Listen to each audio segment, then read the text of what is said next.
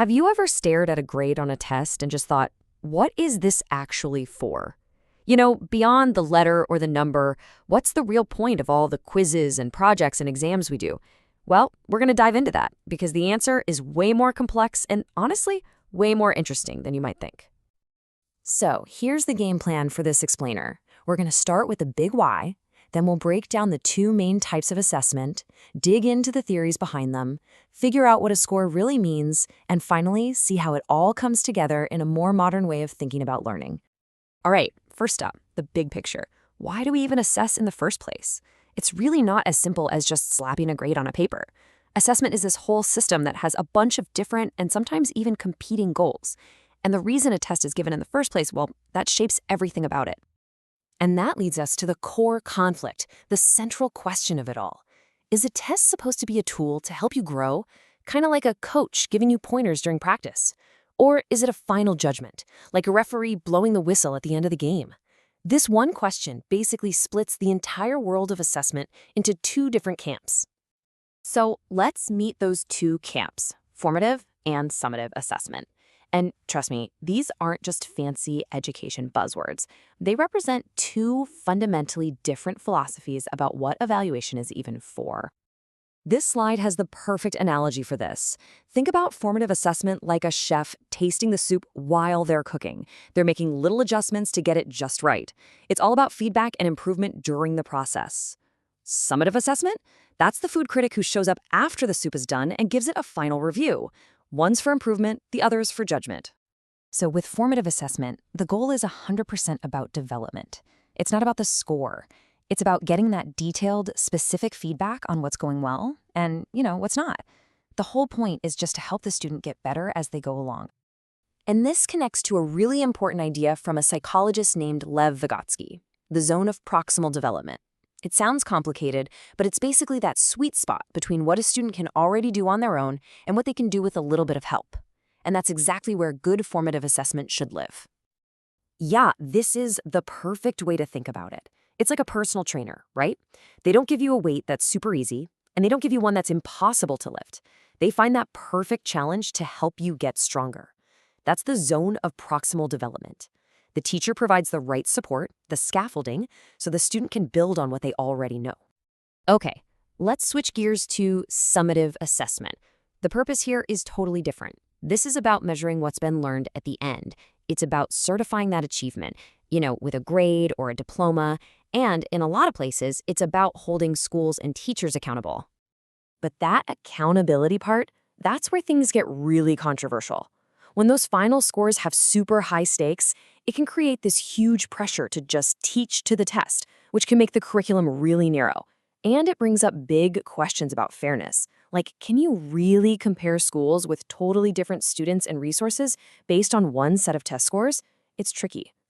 So where do these different ways of assessing even come from? Well, they're not just random. They're actually based on some deep-rooted ideas about how we learn in the first place. Understanding these theories helps explain why we test the way we do. On one hand, you've got behaviorism.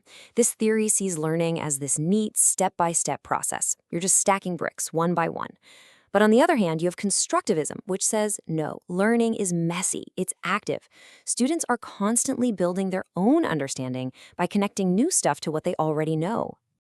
Now, today, most educational research is firmly in the constructivist camp. The idea is that real, deep learning isn't just about memorizing facts. It's about making sense of them, interpreting them, and building your own knowledge. So if assessment is going to actually help with that, it has to be designed with this active, kind of messy constructivist model in mind. Okay, so you get a score back. Let's say it's an 85%. What does that number really mean? Well, that totally depends on how the test was designed to be interpreted. And this is where we get into something called norm referencing versus criterion referencing. First, let's talk about norm referencing. With this method, your score doesn't mean anything by itself. Its only value comes from comparing you to everybody else who took the test. That's the norm group. Your performance is literally just your rank in the group. The classic bell curve is the perfect symbol for this. With the norm reference test, the goal is actually to spread everyone out along this curve. Getting an A doesn't necessarily mean you mastered the material. It just means you did better than most of the other people in the room. The other way to do it is criterion referencing. In this case, your score is measured against a fixed, preset standard, a set of criteria. It doesn't matter how anyone else does at all. The only question is, did you meet the standard? Yes or no? The driver's license test is the perfect real-world example of this, right? You pass because you parallel parked correctly and you checked your mirrors. You don't have to be the best driver that day. You just have to show that you meet the minimum criteria to be safe on the road. Theoretically, everyone could pass, or everyone could fail. So we've got all these different types and theories and ways of interpreting things. But modern education is really trying to move past these simple divisions. The goal now is to bring it all together, to create a system where every single assessment, in one way or another, actually helps you learn. And this framework really helps us see how it all fits together. You have assessment for learning, that's our formative stuff, the feedback. You have assessment of learning, that's the summative measurement at the end. But then you have this really powerful third idea, assessment as learning. This is where the student becomes part of the process, using feedback and self-reflection to actually become a better learner. This quote really gets to the heart of the modern view. That old school divide between formative and summative, it's kind of misleading. The thinking now is that all assessment should support learning.